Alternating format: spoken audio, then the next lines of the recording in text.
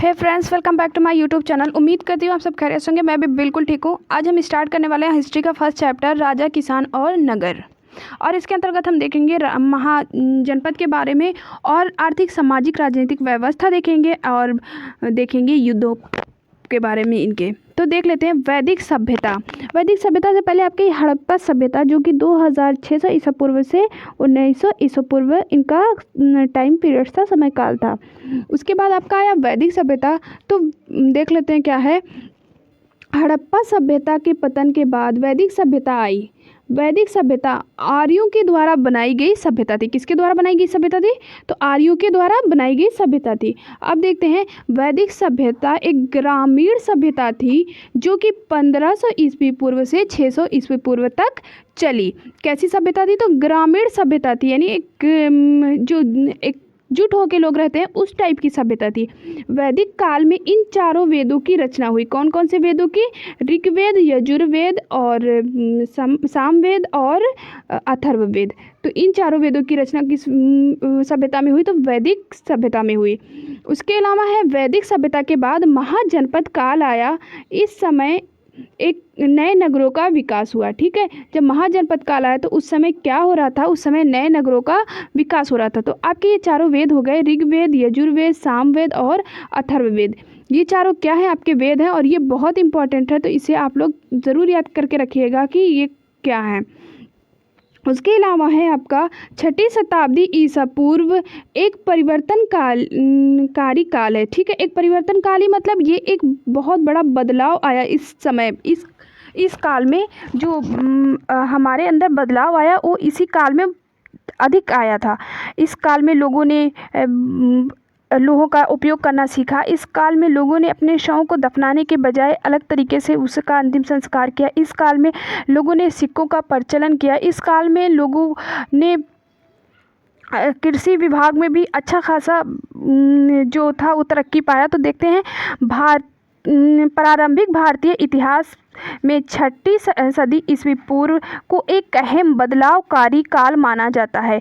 इसका कारण आरंभिक राजाओं व नगरों का विकास है। आरंभिक राज मतलब इस काल में लोगों ने क्या किया था? तो अपने लिए एक सरदार चुनना शुरू किया था, एक राजा बनाना शुरू किया था और बहुत सारे नगरों का भी विकास किया गया था। लोहे का प्रयोग होना शुरू हुआ था और सिक्के का भी प्रचलन हुआ था इसी काल में। ठीक है, अब इतना आया क्लियर। उसके बाद देखते हैं, इसी समय में बौद्ध और जैन धर्म, कौन कौन से? बौद्ध और जैन साहित्य, भिन्न भिन्न दार्शनिक विचारधाराओं का विकास हुआ। किसका? तो दार्शनिक विचारधाराओं का। बौद्ध और जैन धर्म के प्रारंभिक ग्रंथियों में महाजनपद नाम के 16 राजाओं का जिक्र मिलता है। कितने राजाओं का जिक्र मिलता है? 16 राजाओं का जिक्र मिलता है। कहाँ मिलता है? तो जैन और बौद्ध धर्म के प्रारंभिक ग्रंथियों में मिलता है। ठीक है, इतना हुआ क्लियर।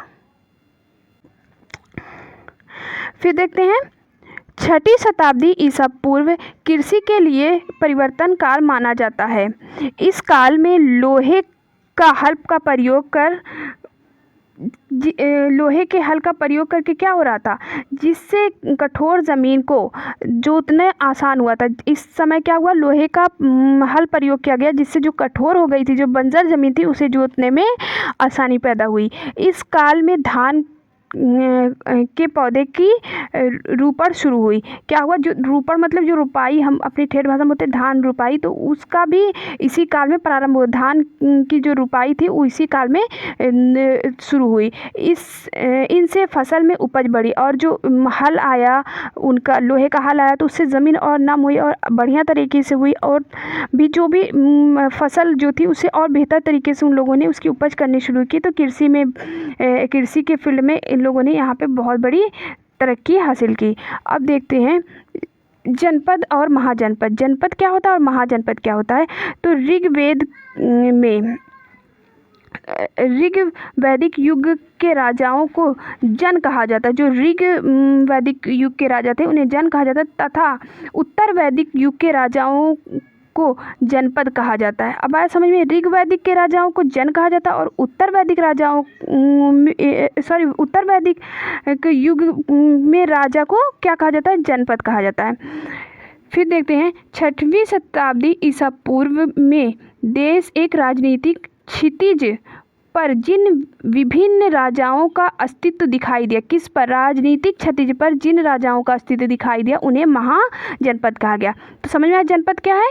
जनपद उत्तर वैदिक युग के राजाओं को कहा गया, ऋग्वैदिक युग के राजाओं को कहा गया, और राजनीतिक क्षितिज में जिन राजाओं का अस्तित्व दिखाई दिया उन्हें क्या कहा गया? उन्हें महाजनपद की संज्ञा दी गई। ठीक है, आगे बढ़ें। इस समय के विभिन्न महाजनपदों का उल्लेख बौद्ध ग्रंथ, किस ग्रंथ? बौद्ध ग्रंथ के अंतर्गत निकाय एवं जैन धर्म के ग्रंथ भगवती सूत्र में हुआ। किसमें? भगवती सूत्र में हुआ। इसके अनुसार निकाय की सूची को अधिक विश्वसनीय और प्रमाणित माना जाता है। किसको? निकाय की सूची को क्या माना जाता है? विश्वसनीय और प्रमाणित माना जाता है। आगे देखते हैं आगे क्या है।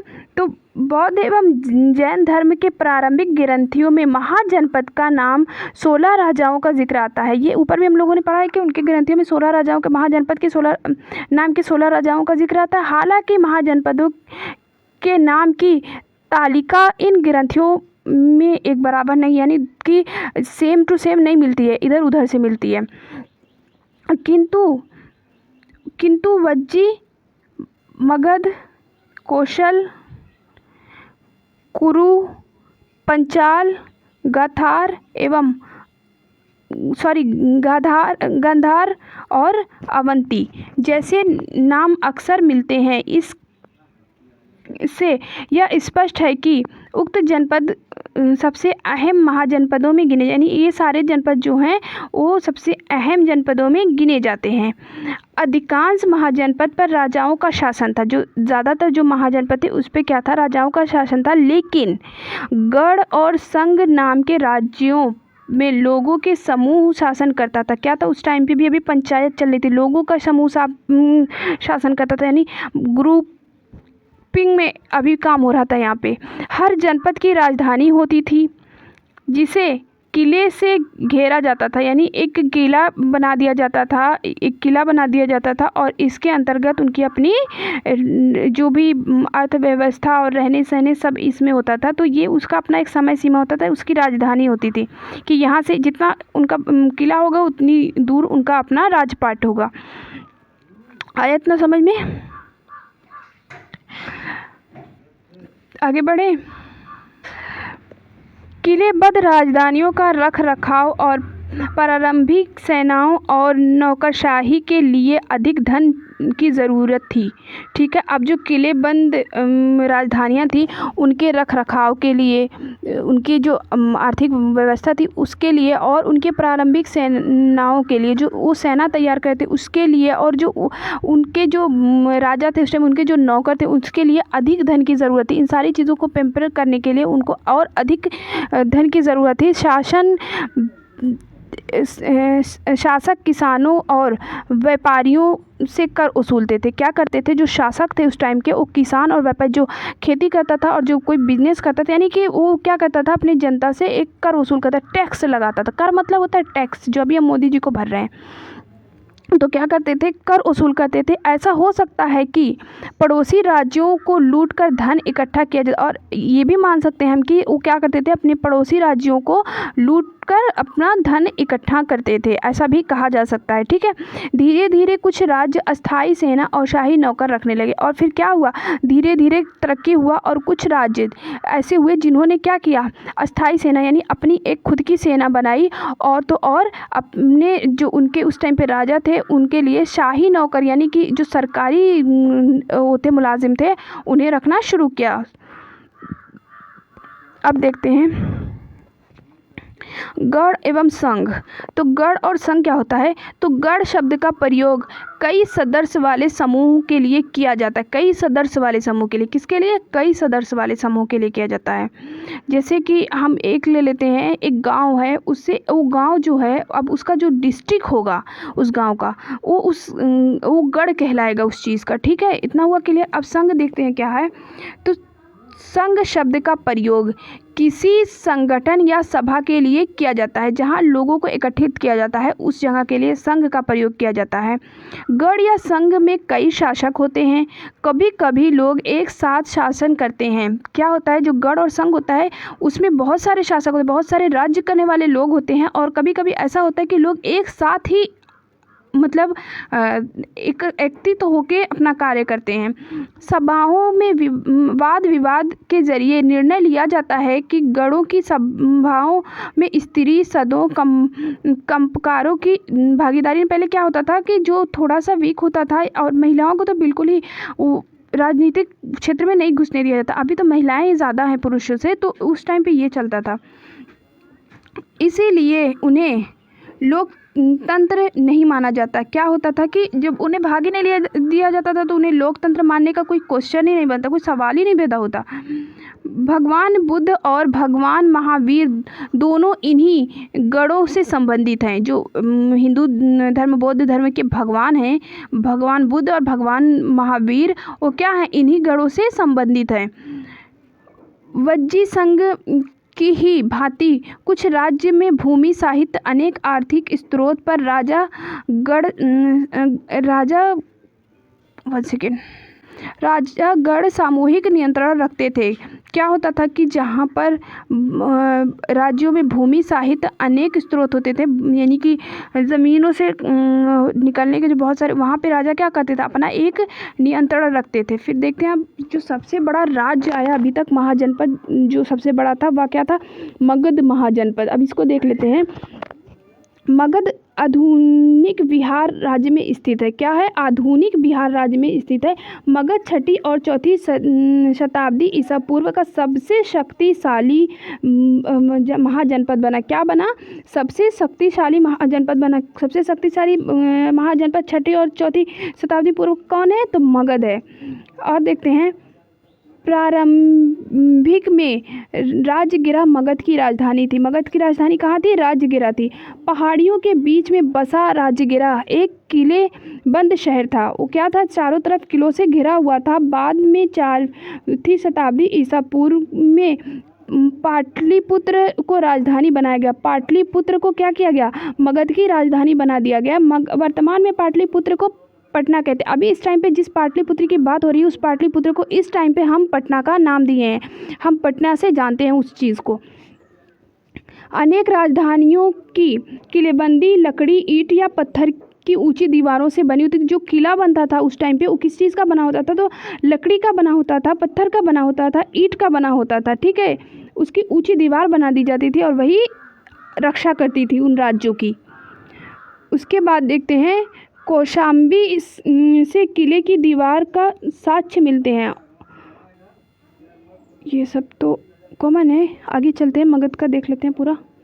मगध का प्रारंभिक इतिहास हर्यक कुल राजा बिंदुसार से प्रारंभ होता है। मगध को उन्होंने दिग्विजय और उत्कर्ष के जिस मार्ग पर अग्रसर किया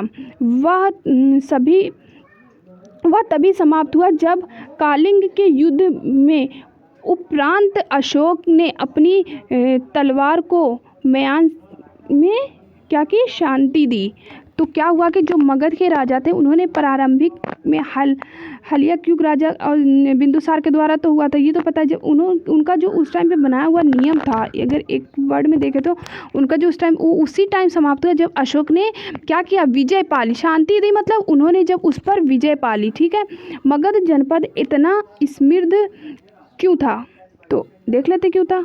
मगध जनपद इतना समृद्ध क्यों था, तो शक्तिशाली महाजनपद बनने का कारण मतलब क्या था, ये तो हम जानेंगे ना। शक्तिशाली था तो क्यों था, उसका कारण क्या रहा, कुछ तो रीज़न रहा होगा ना उसके पीछे।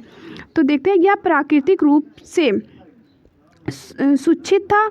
इस जनपद के इर्द गिर्द पहाड़ियों, इर्द गिर्द रहेगा, ईद गिर्द लिखा, सॉरी, हाँ, इर्द गिर्द पहाड़ियाँ थी जो प्राकृतिक रूप से इसकी रक्षा करती थी। यहाँ उपजाऊ भूमि भी थी। ठीक है, गंगा और सोन नदी के पानी से सिंचाई का साधन उपलब्ध था, जिसके कारण ये फसल अच्छी होती थी। यहाँ की जनसंख्या और जनपदों से अधिक थी। अब क्या हुआ कि ये इतना ज़्यादा शक्तिशाली और इतना ज़्यादा आकर्षित क्यों था? क्योंकि और जो राज्य थे उनको थोड़ा सा अपनी रक्षा के लिए दिक्कत हो रहा था, क्योंकि उनको स्टार्टिंग से ही उन्हें सब करना था। पर इस राज्य का क्या था, कुछ प्राकृतिक जो था वो भी मिल गया, क्योंकि इनके अगल बगल पहाड़ियाँ थी, जिसके कारण राज्य वाले जो थे और राज्य वाले जो थे वो पहाड़ियाँ जो थी दीवार बन के इनकी रक्षा के लिए खड़ी हुई थी, तो लोग इनका कुछ कर नहीं पा रहे थे। दूसरी चीज़ क्या हुई कि इनके जो ज़मीन थी वो बहुत उपजाऊ थी। उपजाऊ क्यों थी? क्योंकि इस ज़मीन के आसपास गंगा नदी थी, सोन नदी थी, जिससे आसानी से सिंचाइयाँ हो जाती थी और फसल अच्छी होती थी। और तो और इनके पास अच्छी सेना भी रही होगी, क्योंकि इनकी जनसंख्या भी अधिक थी। फिर जंगलों में हाथी उपलब्ध थे। जंगल में हाथी पाए जाते थे, जो कि सेना से के बहुत काम आते थे। और क्या था, जो जंगल थे इनके इर्द गिर्द, वहाँ हाथियाँ बहुत थी और उन हाथियों से इनको मदद मिल जाती थी, क्योंकि जो इनके सेना थे उन हाथियों से सवारी ले लेते थे, उनकी हेल्प ले लेते थे। तो योग्य तथा महत्वाकांक्षी शासक थे। तो मगध के राजा बहुत योग्य और शक्तिशाली थे, और जो मगध राज्य का राजा था वो बहुत ही योग्य था, यानी बहुत ही बुद्धिमान था और शक्तिशाली भी था। यानी वो बुद्धि भी उसके थी और बल भी उसके था। तो जिसकी बुद्धि उसका बल और जिसका बल उसका बल, क्या बोलते हैं मुझे नहीं पता। तो देख लिया आगे। गंगा और सोन नदी के पानी से सिंचाई होती थी, जिससे व्यापार में वृद्धि होती थी। अब जाहिर है, जब उनको नदी की अच्छी व्यवस्था है, खेती अच्छी हो रही है, तो उनके फसल ज़्यादा होती थी, तो वो क्या करते थे, अपना व्यापार भी कर लेते थे, ठीक है, जिससे उनकी आर्थिक व्यवस्था भी सुधरती थी। और देखते हैं, लोहे की खदानें थी, जिससे सेना को हथियार बनाए जाते थे। और इनके पास क्या था, लोहे की खदानें भी थी, जिससे इनके हथियार भी इनके पास बहुत ज़्यादा थे। सेना भी थी जनसंख्या की वजह से, और उस सेना को जो हथियार की आवश्यकता पड़ती थी उनकी लोहे के खदानों से होती थी। लेकिन आरंभिक जैन और बौद्ध लेखकों ने मगध की प्रसिद्धि का कारण विभिन्न शासकों तथा नीतियों को बताया है, जैसे कि बिंदिसार, अजातशत्रु और महापद्म नंदन जैसे प्रसिद्ध राजा अत्यंत महत्वाकांक्षी शासक थे, और इनके मंत्री उनकी नीतियाँ लागू करते थे। क्या होता था कि जो बौद्ध और जैन धर्म है उनके अनुसार उन्होंने क्या बताया कि जो इनके राजा थे बिंदुसार, अजातशत्रु और महापद्म नंदन, उन्होंने कहा कि जो ये मतलब उनके जो राजा थे उनकी बुद्धि और बल इतना ज़्यादा था कि जिसके कारण ये बहुत ही प्रसिद्ध शासक बने। ठीक है, तो ये हो गया आपका। अब हम देख लेते हैं उसके आगे का। तो आप, आई होप आपको इतना समझ में आया। अब इसके बाद मिलेंगे हम पार्ट 2 के साथ, और तब तक अपना ख्याल रखिएगा। Bye bye. और हाँ, चैनल पे फर्स्ट टाइम आया है तो सब्सक्राइब कीजिए, शेयर कीजिए अपने दोस्तों में, और बेल आइकन को भी प्रेस कीजिए, ताकि मेरी आने वाली अगली वीडियो का नोटिफिकेशन आपको जल्दी पहुंच जाए। तब तक के लिए बाय बाय, टेक केयर।